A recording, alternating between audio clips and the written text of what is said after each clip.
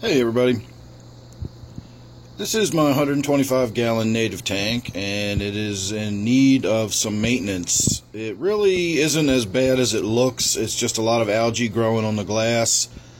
So I'm going to get in there, I'm going to do a pretty big water change, I'm going to wipe down the glass and everything.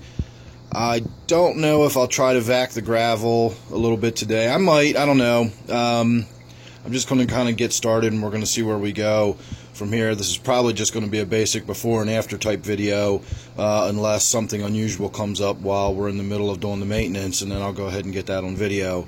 But for the most part, what we're going to do is get in and wipe all this glass down. Like I said, I'm probably going to take some nitrate tests. I'm kind of curious to see what the bioload in this tank looks like now that we've got these larger fish in here compared to the smaller fish. And keep in mind that while you may be thinking, well, you used to have a lot of large fish in there, you know, you had those schools and all those little minnows, I didn't remove them from the tank. They got eaten. So they, in a technical sense, are still in the tank. They've just been broken down and digested and converted into nitrates. So the fact that we don't see them anymore is a pretty good indication that you know, the bioload in there is just going through the roof now that I've got these larger fish in here who are preying on them. So we'll probably at least do that. We'll check some of the water parameters. At the very least, we'll check the nitrates and see what they look like. I will take a look at the ammonia and the nitrite as well, just to see if we're getting any buildup. I also found it interesting this morning when I was looking here. It's a little difficult to tell, but if you get close enough to the glass, you will begin to see patterns in the algae on the glass, and they're very clearly striated scrape marks of some sort. So what I'm guessing that is from the tilapia in there. This fish right here is really big on eating the algae, and I see it working on the glass all the time. In fact, that's what it's doing right now. It'll go up to the glass and it'll just start pecking on it, and you can see across the back glass there's the same sort of patterning. So I think that's where we're getting those strange markings from, is from that tilapia in there chewing away on the algae. I don't know what we're going to do with the tilapia and the Mayan cichlid just yet. They're going to have to stay in there for the time being. The Mayan cichlid is actually right down here. The tilapia is growing fast enough and is big enough now that I'm not concerned about it. It's just something I'm going to have to get out of the tank at some point because it doesn't belong in here. This Mayan cichlid is still a little on the small side and gets bullied around just like that by these larger fish in the tank.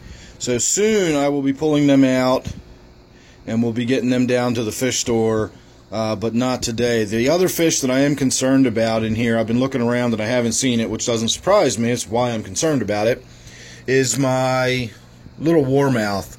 And it usually hides in that cave down there. If I stick the PVC feeding tube in there, he'll come out, but then he goes right back in. So I need to get him out of there because he's going to be a snack for one of these larger fish if he's not careful. I also have back there, if you'll notice, that sort of white blobby looking thing. That is a dead shiner. So I need to get that cleaned out of the tank. And you can see these other shiners are all beat up and scraped and scratched and missing scales, and you can tell they're just getting beat on badly, mainly by this fish right here. It's the bigger of the green sunfish, and you can see that mouth when he swims up to the glass, just how enormous it is. You can also tell how quickly they have become accustomed to me and how quickly they have come to associate me as this source of food. I'm just standing here in front of the tank and they're practically banging up against the glass trying to get donations. So there you go. Let's have a step back here and we'll get our before look.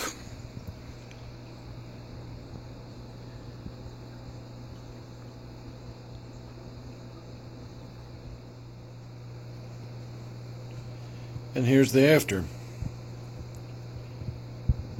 So it was quite a bit of work removing all of the algae off the front glass. I tried not to spread it around the tank too much but obviously when you're wiping it down, it's going to be breaking loose and spreading around the tank. One of the things I did differently during this water change, instead of waiting until I was down to the minimum level and then beginning to clear the algae out, I cleared the algae out while I was draining the tank, so a lot of what was stirred up and swirled around in the water column was being drained out while I was working. I still did my best to, wipe the algae off and then remove it from the tank without swirling it around in the water. I also left the filter with the UV running as long as possible, so anything that was getting knocked loose while it swirled around in the water was also going through the UV filter. So hopefully I didn't spread the algae around too badly. Whenever you spread or whenever you wipe algae off the glass, or you scrape it or you knock it loose off of anything, it causes the plant to produce a hormone that causes it to go into sort of a hyper breeding mode. I always like to say that it makes it angry when you disturb it and break it up. And it's not much different than any other plant. If you snip branches or make cuttings off of a plant, it will encourage growth on other parts of the plant because of a hormonal change due to the damage from the cutting it. So something similar happens with the algae, and whenever you wipe it down or do a lot of disturbing the algae, you make it very angry, and it seems to spread around the tank and get worse. So I try to get it out of there as carefully as I can, and I try to get it to go through the UV filter, or better yet, right on out of the tank as I'm siphoning it clean. This end, because of the lighting, I do have some fairly high intensity lighting right up front against the front edge of the tank, and this end is where we get most of that algae. I did get the little warmouth in there. Let's see if we can find him. There he is. I did get it, and he don't trust me anymore. Twice I got that little fish into a net, and then it got out before I was able to get the net up against the glass, to secure the fish inside of it. So I gave up. I didn't want to stress him out too much. I did it while the tank was filling, and ultimately I ran out of time because the tank was filled. So we gave up. But I gave it a good attempt. But ultimately, a fish that small in this tank, if it doesn't want to be caught, short of me getting in there and dismantling the entire tank, there's just nothing I can do to get it out of there. Again, I tried to chase it around, and I tried to sort of chase it into a net, and I did succeed twice, very briefly, but that was it. So we'll keep working on that. I will try to get him out of there if I can. I really don't want to see him get gobbled up by one of these other fish. I also did maybe, 60% water change. I did a pretty good water change, and you can see how much clearer the tank is now. The amount of wood in here produces quite a bit of tannins very quickly. I wiped down the back glass a little bit, not too much. I went down about as far as where the water line was. I think I lowered the water a little more than that in the long run. But I also sprayed hydrogen peroxide on all of the exposed surfaces as the water level got down. So you will still see bubbles if you look closely. It's been several hours since I've done it, but you can still see some bubbles lingering on everything. And that doesn't kill it off or completely wipe it out, but once again, it sort of just beats it back and keeps it at bay, and this tank is going to get a lot of algae in it again. I did check for ammonia, nitrite, and nitrate. I had 0 ammonia, 0 nitrite, and the nitrates were not even that bad. It was getting into the red color on the API test kit, so I'm going to call it around 40 parts per million. It was still sort of orange, but we were definitely getting up into the red. So it was probably around 40 parts per million, which was a little lower than I was expecting it to be, honestly.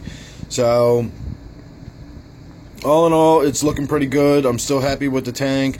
Again, I really do love these fish. I mean, that is just a beautiful fish, and we're even starting to get the really white and bright yellow coloration on the fins there, and it's just a fantastic looking fish, but it's completely changed the feel and look of this tank.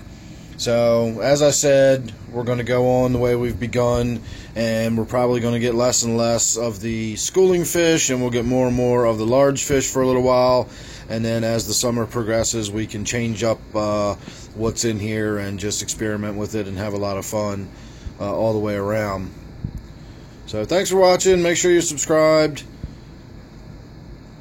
There will be plenty of updates coming up on this tank here in the very near future. Don't forget, this is my native tank. Thanks again for watching. See you real soon in the next one.